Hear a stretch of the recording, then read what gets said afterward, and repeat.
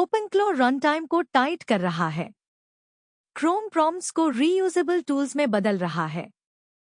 DeepMind चाहता है कि रोबोट्स रीजनिंग करें उससे पहले कि वे मूव करें। एनवीडिया एआई को क्वांटम कंट्रोल प्लेन में डाल रहा है। आईबीएम कहता है कि साइबर डिफेंस ऑटोनॉमस होना चाहिए। और मेटा कस्टम सिलिकॉन रेस में और गहरा जा रहा है। मैं नोबा हूं। मैं एलॉय हूं। और ये है ओपनक्लो डेली, जहां हम हेडलाइंस के पीछे की सिस्टम्स को मैप करते हैं। आज हम 6 स्टोरीज देख रहे हैं जो एक सिंगल थीम के इर्द-गिर्द फिट होती हैं। एजेंटिक सिस्टम्स डेमो फेज से बाहर निकलकर इंफ्रास्ट्रक्चर बन रही हैं। इसका मतलब है रन टाइम पर ज्यादा प्रेशर, ब्राउजर पर ज्यादा प्रेशर, रोबोटिक्स पर ज्यादा प्रेशर, सिक्योरिटी पर ज्यादा प्रेशर, हार्डवेयर पर ज्यादा प्रेशर और हर चीज के नीचे के कंट्रोल लेयर्स पर ज्यादा प्रेशर। और यही इंटरेस्टिंग पार्ट है। इनमें से कोई भी स्टोरी सच में सिर्फ एक मॉडल की बारीक इंटेलिजेंस बढ़ाने के बारे में नहीं है।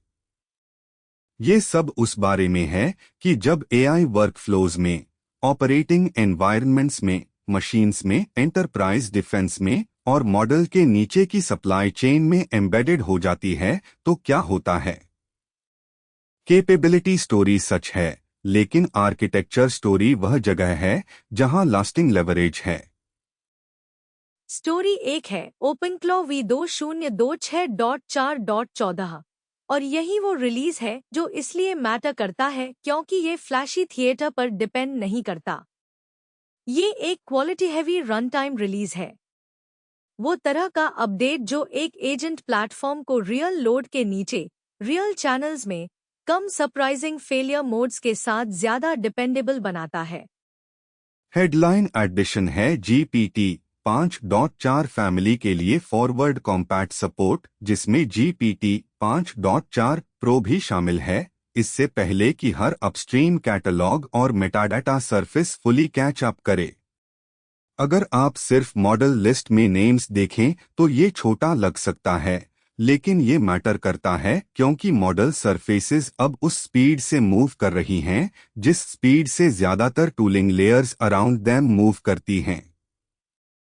अगर आपकी run time newly exposed model family को अर्ली रिकॉग्नाइज नहीं कर सकती तो आपको इनविजिबल ब्रेकेज मिलती है, bad capability routing, missing listings, गलत लिमिट्स या रीजनिंग कंट्रोल्स जो साइलेंटली मिसमैच करती हैं जो मॉडल एक्सपेक्ट करती है।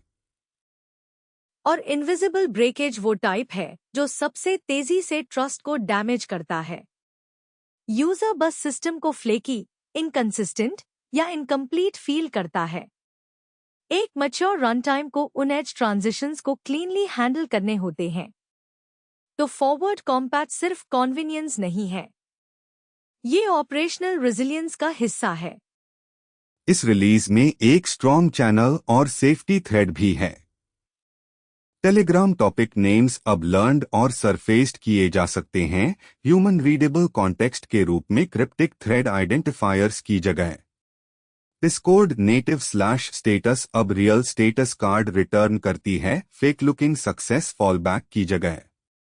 और गेटवे config.patch और config.apply कॉल्स जो न्यूली डेंजरस फ्लैग्स एनेबल करती हैं जो सिक्योरिटी ऑडिट द्वारा पहले से आइडेंटिफाई किए गए हैं, उन्हें रिफ्यूज करती है। वो कॉम्बिनेशन बताती है कि ओपनक्लो किस तरह की प्लेटफॉर्म बनने की कोशिश कर रहा है। सिर्फ एक प्रॉम्प्ट इंटरफेस जिसमें कुछ इंटीग्रेशंस अटैच्ड हो नहीं, बल्कि एक रन टाइम जो कॉन्टेक्स्ट प्रेजेंटेशन, ऑपरेशनल सेफ्टी और परमिशन बाउंड्रीज को सीरियसली लेती है। फिक्स लिस्ट इसकी पुष्टि करती है। ओलामा एम्बेडेड रन टाइमआउट्स अब एम्बिग्युअसली नहीं मरती, प्रॉपरली प्रोपेगेट होती हैं। इमेज और PDF tools model references normalise करती हैं ताकि valid Ollama vision models tooling reasons की वजह से रिजेक्ट नहीं हो। अटैचमेंट हैंडलिंग अब फेल क्लोज्ड होती है जब रियल पाथ रेजोल्यूशन टूट जाता है, अलालिस्ट चेक्स को क्वाइटली वीकनिंग करने की जगह। ब्राउजर SSRF बिहेवियर टाइटेंड हुई बिना लोकल कंट्रोल प्लेन को ब्रेक किए। Cron repair logic bogus retry loops invented करना बंद कर देती है और कंट्रोल यूआई ने mark.js को markdownit से बदल दिया है ताकि malicious markdown regular expression denial of service path से इंटरफेस को फ्रीज न कर सके। ये प्लेटफॉर्म मैच्योरिटी कैसी दिखती है? कम ग्लैमर, डम वेज में फेल होने से ज्यादा रिफ्यूजल, और ये उससे ज्यादा मैटर करता है जितना लोग कभी कभी एडमिट करते हैं। एजेंट्स के साथ डे टू डे फ्रस्ट्रेशन ज्यादातर बोरिंग एज बिहेवियर से आती है, फ्रंटियर रीजनिंग बेंचमार्क्स से नहीं। प्रोडक्ट तब अच्छा फील करता है जब ये करेक्टली स्टार्ट होती है, करेक्टली राउट करती है, कॉन्टेक्स्ट को क्लियरली नेम करती है, सेफ्टी बाउंड्रीज को रिस्पेक्ट करती है और नॉनसेंस में कोलैप्स नहीं होती क्योंकि एक इंटीग्रेशन ड्रिफ्टेड है। यहाँ एक स्ट्रैटेजिक लेयर भी है। जैसे जैसे एजेंट मार्केट ज्यादा क्राउडेड होती जा रही है, ड्यूरेबल डिफरेंशिएटर मॉडल के आसपास ऑर्केस्ट्रेशन लेयर हो सकती है, सिर्फ मॉडल अलोन नहीं। कौन सी models run time quickly adopt कर सकती है? कौन से चैनल्स ये क्लीनली इंटरप्रेट कर सकती है? कौन से डेंजरस एक्शंस ये बाउंड्री पर रिफ्यूज कर सकती है? कौन से सटल ब्रेकेजेस ये यूजर को नोटिस करने से पहले अब्जॉर्ब कर सकती है? इसमें एक कल्चरल लेसन भी है। लोग पावरफुल एआई सिस्टम्स को जनरली इस तरह डिस्क्राइब करते हैं जैसे इंटेलिजेंस सिर्फ आंसर में हो, लेकिन रियल यूज में intelligence model choice, routing, safety filters, context formatting, tool boundaries और रिकवरी बिहेवियर में डिस्ट्रीब्यूटेड होती है। अगर उन सपोर्टिंग लेयर्स में से कोई भी फेल होती है तो यूजर सिस्टम को इंटेलिजेंट फील नहीं करता, वो इसे ब्रिटल फील करता है। और ब्रिटल सिस्टम्स हैबिट्स नहीं बनती, वो एक्सपेरिमेंट्स बन जाती हैं जिन पर ट्रस्ट करना आप बंद कर देते हैं। इसीलिए ये रन टाइम हार्डनिंग रिलीजेस उनके हेडलाइंस से कहीं ज्यादा मैटर करती हैं। वो उस तरह की इनविजिबल फ्रिक्शन को एलिमिनेट करने की कोशिश कर रही हैं जो लोगों को यूसेज क्वाइटली रिड्यूस करने पर मजबूर करती है। एक फ्लेकी स्टेटस सरफेस, एक बैड मॉडल रेफरेंस, एक वीक अटैचमेंट चेक, एक वियर्ड क्रॉन रिट्राई लूप, इनमें से हर एक माइनर लगता है, लेकिन मिलकर वो तय करते हैं कि एंटायर एनवायरनमेंट अडल्ट फील करती है या नहीं। ये भी नोटिस करने लायक है कि कितने से फिक्सेस नेमिंग और बाउंड्री क्लैरिटी के बारे में हैं। Human readable Telegram topic names, real status cards ambiguous fallbacks की जगह, डेंजरस कॉन्फिग एनेबलिंग कॉल्स पर clear refusal, fail closed attachment handling. ये इंटरफेस और सिक्योरिटी चॉइसेस एक साथ हैं। वो सिस्टम को समझना आसान बनाती है जबकि इसे मिसयूज करना मुश्किल बनाती है। वो डुअल बेनिफिट अंडररेटेड है। कुछ सेफ्टी फीचर्स फ्रिक्शन जोड़ने जैसे फील होते हैं क्योंकि वो लेट में बोल्टेड ऑन होते हैं, लेकिन जब प्लेटफॉर्म अच्छी तरह डिजाइंड होती है, सेफ्टी और यूसेबिलिटी एक दूसरे को रीइंफोर्स कर सकती हैं। एक क्लियरर बाउंड्री अक्सर बेहतर एक्सपीरियंस होती है। एक मोर ऑनेस्ट फेलियर मोड अक्सर बेहतर एक्सपीरियंस होती है। यूजर आमतौर पर एक मिसलीडिंग हाफ सक्सेस की जगह एक क्लीन रिफ्यूजल प्रेफर करता है। इस रिलीज में एक और सटल पॉइंट है जो प्लेटफॉर्म सॉवरेंटी के बारे में कुछ कहता है। जितनी जल्दी एक रन टाइम नए मॉडल फैमिलीज को अडेप्ट कर सकती है और प्रोवाइडर क्वर्क्स को नॉर्मलाइज कर सकती है, यूजर उतनी कम किसी सिंगल प्रोडक्ट शेल पर कैप्टिव होती है। इम्पॉर्टेंट एनवायरनमेंट वो रन टाइम है जिस पर यूजर ट्रस्ट करता है, अंडरलाइंग मॉडल वेंडर की ब्रांडिंग नहीं। ये स्ट्रैटेजिकली पावरफुल है और ये कंपटीशन के बारे में एक अलग तरीके से थिंक करने का सुझाव देता है। एक कंपनी इस मंथ एक बेंचमार्क जीत सकती है, दूसरी अगले मंथ एक बड़ा कॉन्टेक्स्ट विंडो शिप कर सकती है, लेकिन वो रन टाइम जो उन चेंजेस को ग्रेसफुली हैंडल करती है, अंडरलाइन मॉडल मिक्स बदलने के बावजूद यूजर रिलेशनशिप बनाए रख सकती है। इसका मतलब है कि ऑर्केस्ट्रेशन लेयर उस तरह लॉयल्टी अक्यूमुलेट कर सकती है जिस तरह रॉ मॉडल एक्सेस ऑफन नहीं कर सकती। तो स्टोरी एक सिर्फ यह नहीं है कि ओपनक्लॉ ने एक और वर्जन शिप किया। यह है कि रन टाइम कंटिन्यूटी, कंपैटिबिलिटी और सेफ डिफॉल्ट्स को लेकर ज्यादा सीरियस हो रही है। और एक बार AI systems real operating environments बन जाती हैं, वो क्वालिटी सेकेंडरी होना बंद कर देती हैं। स्टोरी 2 है गूगल्स नया स्किल्स इन क्रोम फीचर, और सरफेस पर ये लगता है। आप क्रोम में जेमिनी यूज करते हैं।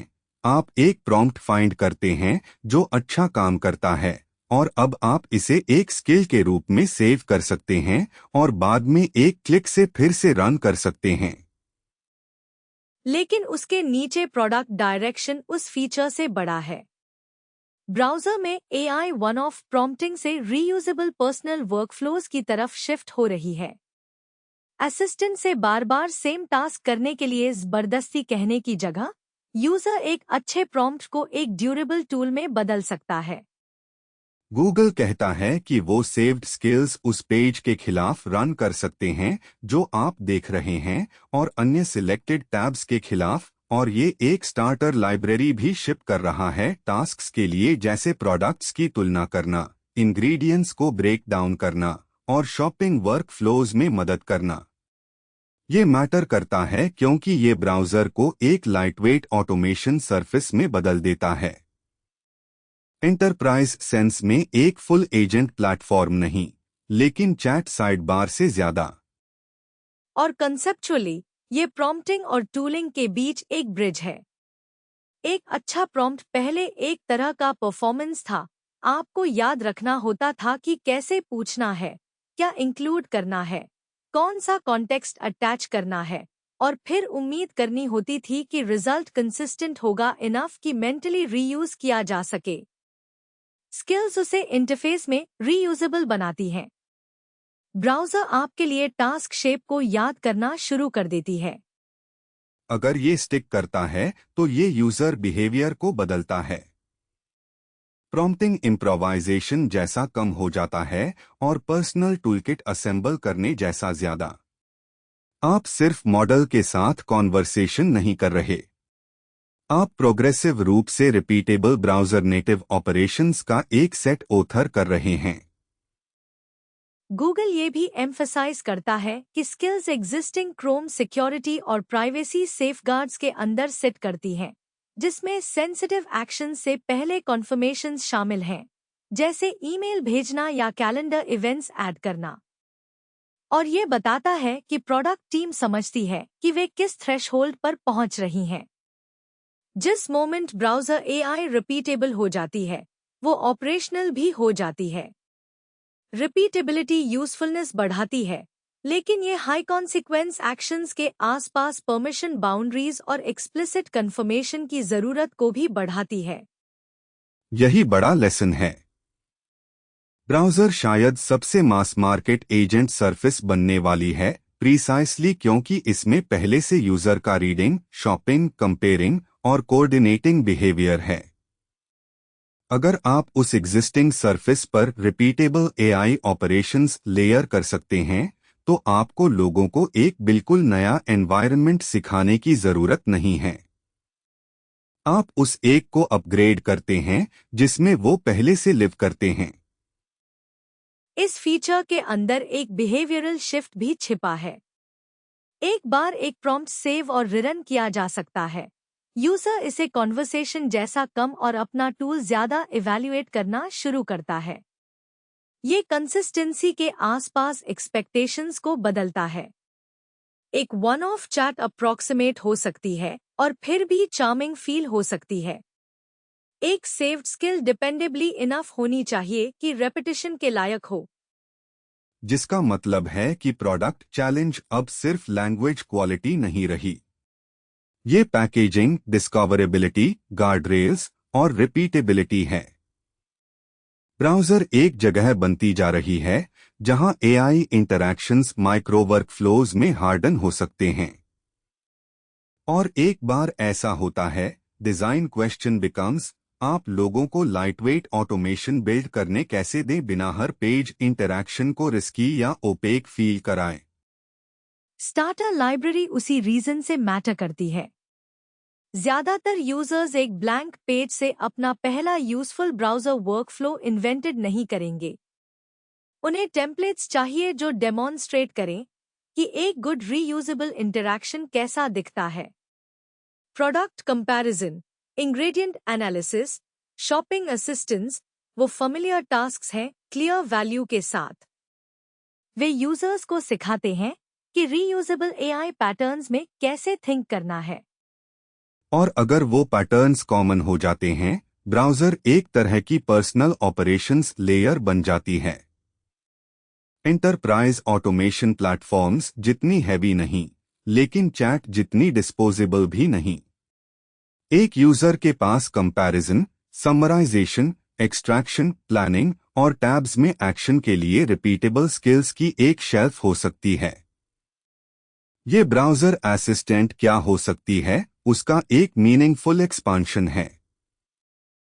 यहाँ एक स्ट्रैटेजिक इम्प्लीकेशन भी है। ब्राउजर्स के पास पहले से डिस्ट्रीब्यूशन है, यूजर अटेंशन है और टास्क एट हैंड तक कंटेक्चुअल एक्सेस है।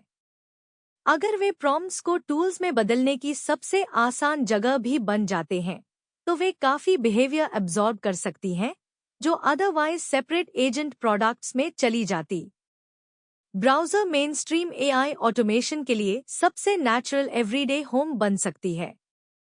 तो स्टोरी 2 एक छोटा फीचर है बिग इम्प्लीकेशन के साथ। ब्राउजर एआई रेस शायद सबसे बेस्ट चैट पेन से नहीं जीती जाएगी। शायद यह उसी से जीती जाएगी जो अच्छे प्रॉम्प्ट्स को ट्रस्टवर्दी रीयूसेबल टूल्स में बेहतर तरीके से बदलती है। स्टोरी 3 है डीप माइंड की जेमिनी रोबोटिक्स 1.6 और की पॉइंट यह है कि डीप माइंड रोबोटिक्स के उस पार्ट को इम्प्रूव करने की कोशिश कर रहा है जिसे सबसे ज्यादा हैंडवेव्ड किया जाता है। फिजिकल वर्ल्ड के बारे में रीजनिंग उससे पहले कि उसके अंदर एक्शन लिया जाए।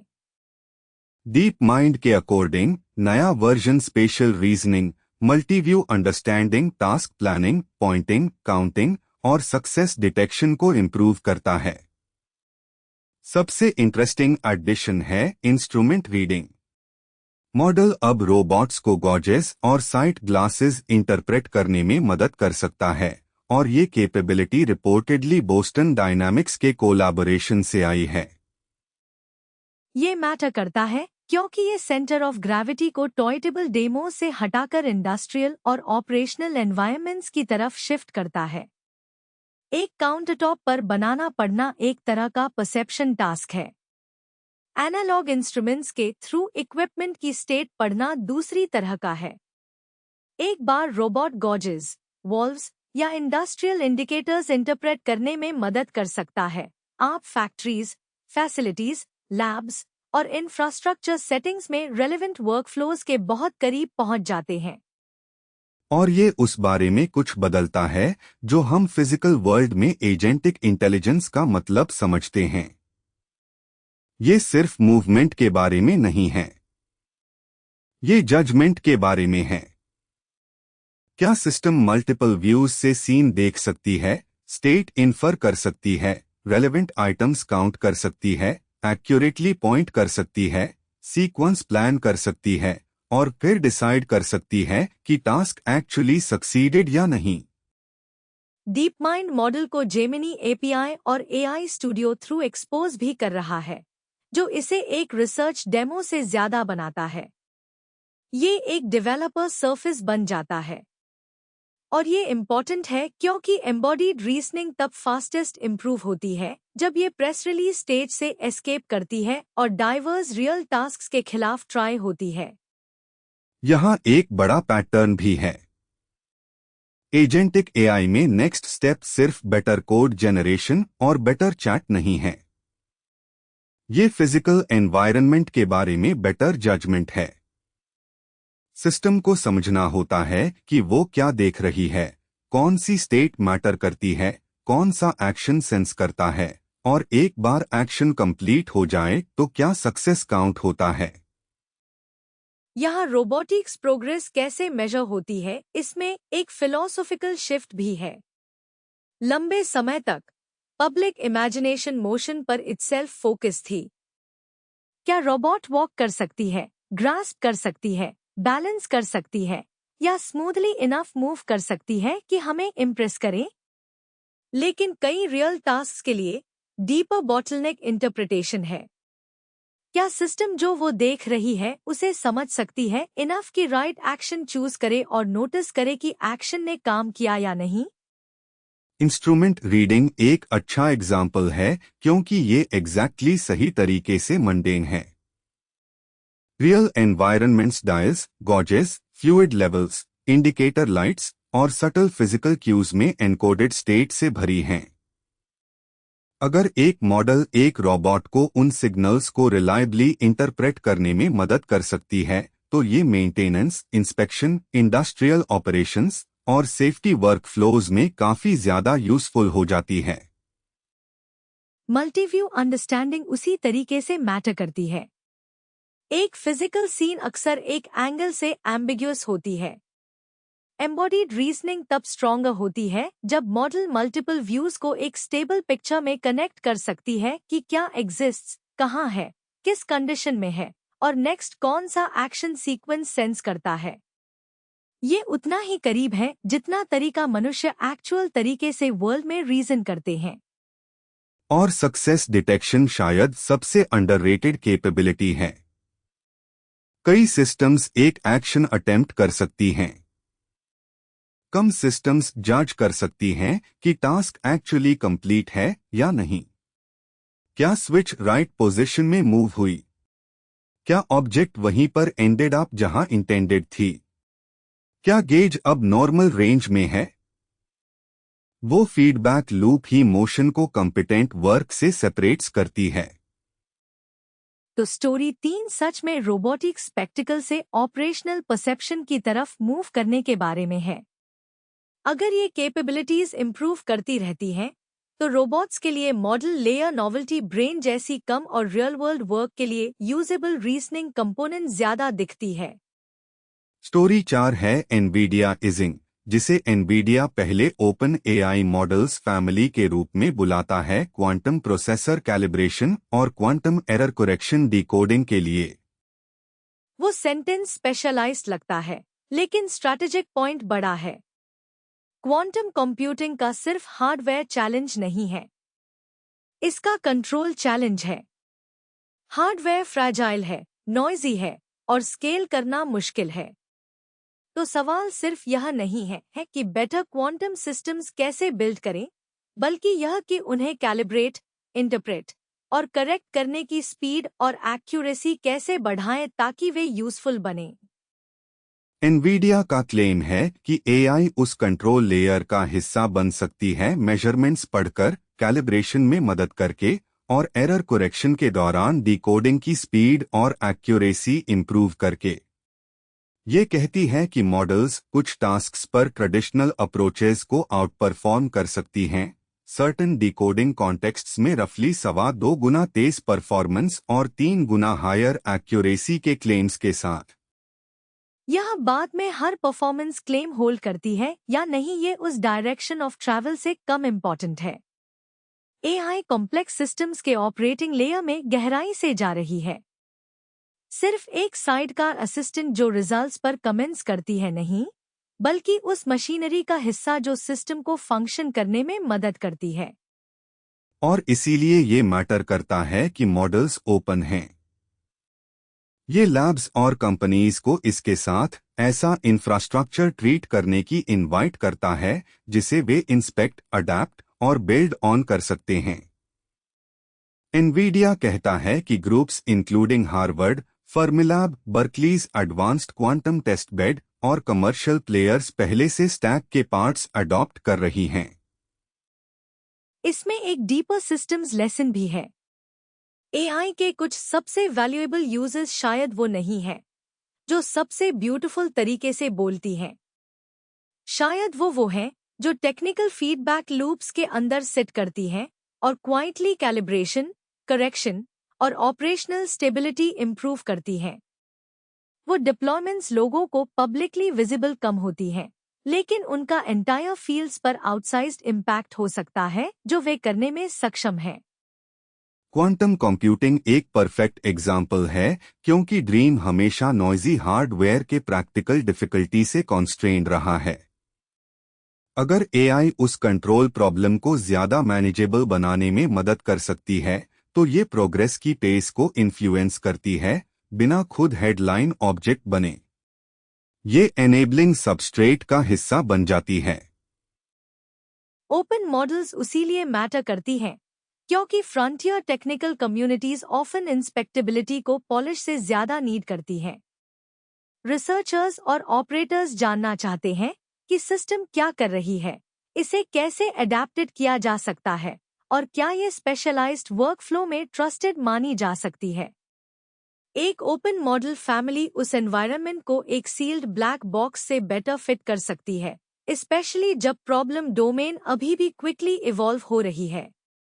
और अगर एआई इन हाई कॉम्प्लेक्सिटी टेक्निकल सिस्टम्स में जाती रही तो हमें एआई डिप्लॉयमेंट को क्या काउंट माना जाए, इसके बारे में ब्रॉडर पब्लिक अंडरस्टैंडिंग की जरूरत हो सकती है। ये सिर्फ चैटबॉट्स और कोपायलट्स नहीं हैं। ये instrumentation, decoding, calibration, scheduling, control और ऑप्टिमाइजेशन भी है उन जगहों पर जहां ज्यादातर लोग डायरेक्टली नहीं देखते। तो स्टोरी 4 सच में कंज्यूमर फेसिंग एआई के बारे में नहीं है। यह एआई के फ्रंटियर टेक्निकल सिस्टम्स के कंट्रोल प्लेन का हिस्सा बनने के बारे में है। और यही शायद डिप्लॉयमेंट की सबसे इम्पॉर्टेंट फॉर्म्स में से एक साबित हो। इंटेलिजेंस एम्बेडेड जहां कॉम्प्लेक्सिटी सबसे ज्यादा है और एरर का मार्जिन सबसे छोटा है। स्टोरी 5 है आईबीएम की नई साइबर सिक्योरिटी पुश। और यह एक प्रेमिस से शुरू होती है जो इग्नोर करना कठिन होता जा रहा है। अगर फ्रंटियर मॉडल्स अटैकर्स को तेजी से मूव करने में मदद करती हैं, तो defenders purely human speed response पर डिपेंड नहीं कर सकते। आईबीएम इसे एजेंटिक हमलों की दुनिया के रूप में प्रस्तुत करता है, जहां परिष्कृत आक्रामक क्षमता सस्ती, तेज और अधिक स्केलेबल होती जा रही है। इसकी प्रतिक्रिया के दो मुख्य हिस्से हैं। पहला, एक फ्रंटियर थ्रेट असेसमेंट जो एंटरप्राइजेस को संभावित एक्सपोजर, कमजोरियों और एक्सप्लॉइट पाथ की पहचान करने में मदद करता है। दूसरा, आईबीएम ऑटोनॉमस सिक्योरिटी, एक मल्टी एजेंट सर्विस जो वल्नरेबिलिटी